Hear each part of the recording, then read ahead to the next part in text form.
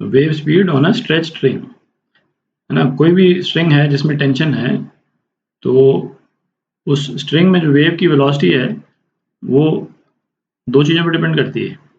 एक तो स्ट्रिंग में टेंशन कितना है और मास पर यूनिट लेंथ क्या है, ठीक है। तो ये रिलेशन निकालते हैं कि वेलोसिटी जो है वो टेंशन और मास पर यूनिट लेंथ पे किस तरह से डिपेंड करती है। तो सपोज यहाँ पे अपन ने एक स्ट्रिंग ले रखी है और इस स्ट्रिंग में टेंशन जो है वो टी है, ठीक है। और इस पे ये एक पल्स अपन ने दे दी और पल्स जो है वो राइट हैंड साइड डायरेक्शन में सपोज v वेलोसिटी से मूव कर रही। अच्छा, और इस स्ट्रिंग की मास पर यूनिट लेंथ जो है वो म्यू है, ठीक है। Mass per unit length mu है, ठीक है। तो जैसे पल्स जो है वो लेफ्ट से राइट की तरफ जा रही, तो ऐसा करते हैं, यदि यदि हम अपना फ्रेम ऑफ रेफरेंस भी v वेलोसिटी से लेफ्ट से राइट की तरफ ले जाएं, ठीक है।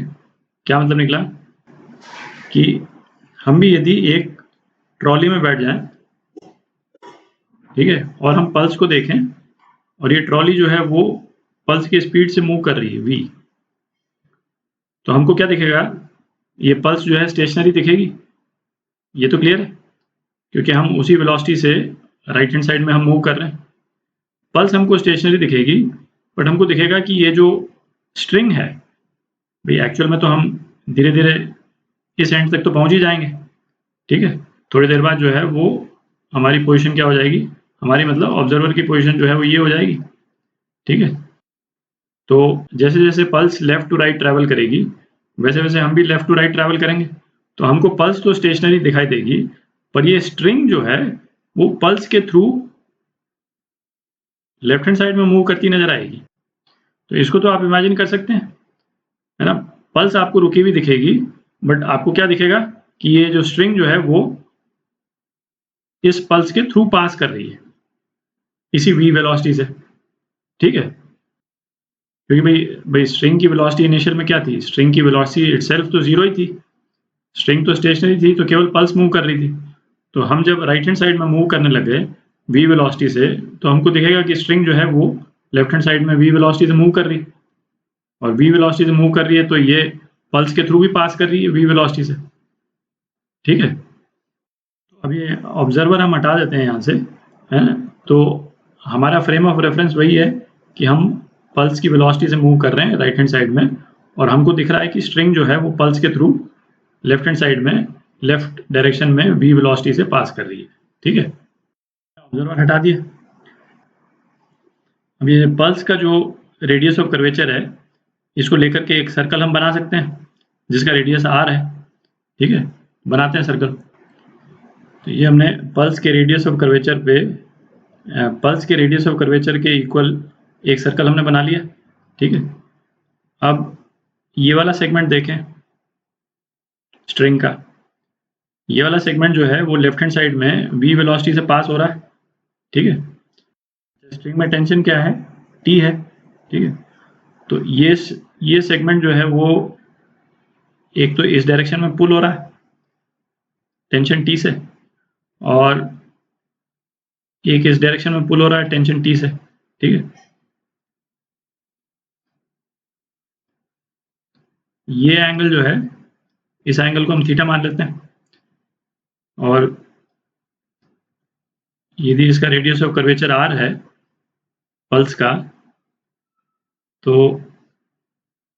ये r हो गया, और ये एंगल कितना हो गया, ये एंगल भी थीटा हो गया, ठीक है। ये जो सेगमेंट है, जो पल्स का सेगमेंट हमने लिया, ठीक है, इस पे इस टेंशन के कारण एक नेट फोर्स रेडियली इनवर्ट लग रहा है, इसको मैं एफ आर बोल देता हूँ, फोर्स रेडियली इनवर्ट, और एफ आर कितना है 2t साइन थीटा, ठीक है। एक इस वाले t का कंपोनेंट और एक इस वाले टेंशन का कंपोनेंट, ठीक है। अच्छा, ये जो हमने सेगमेंट लिया स्ट्रिंग का, इसको यदि मैं डेल्टा एस बोल देता हूँ, ठीक है। तो थीटा कितना हुआ? थीटा जो है वो हो गया delta S by 2 upon radius. दिख रहा है? डेल्टा एस सेगमेंट पे रेडियली इनवर्ट फोर्स कितना हो गया? 2t into delta S bye 2r। तो कितना हो गया? t delta S by r। ठीक है। अच्छा, अब ये सेगमेंट जो है वो v वेलोसिटी से मूव कर रहा है और ये v वेलोसिटी जो है वो टेंजेंशियल वेलोसिटी है। ठीक है। तो ये Fr जो फोर्स है वो इसको सेंट्रीपिटल फोर्स के रूप में काम कर रहा है। ठीक है। जो ये डेल्टा एस सेगमेंट है इसका मोशन जो है वो सर्कुलर हो गया विथ रिस्पेक्ट टू ये पॉइंट सी। डेल्टा एस की टेंजेंशियल वेलोसिटी जो है वो v है with respect to point C. ठीक है। तो Fr कितना हो जाएगा? मास ऑफ ये डेल्टा एस वाला segment v square by r। ठीक है। Fr की वैल्यू डाल देते हैं, t delta S by r। ये हो गया मास। मास कितना है? Mass per unit length into delta S v square by r।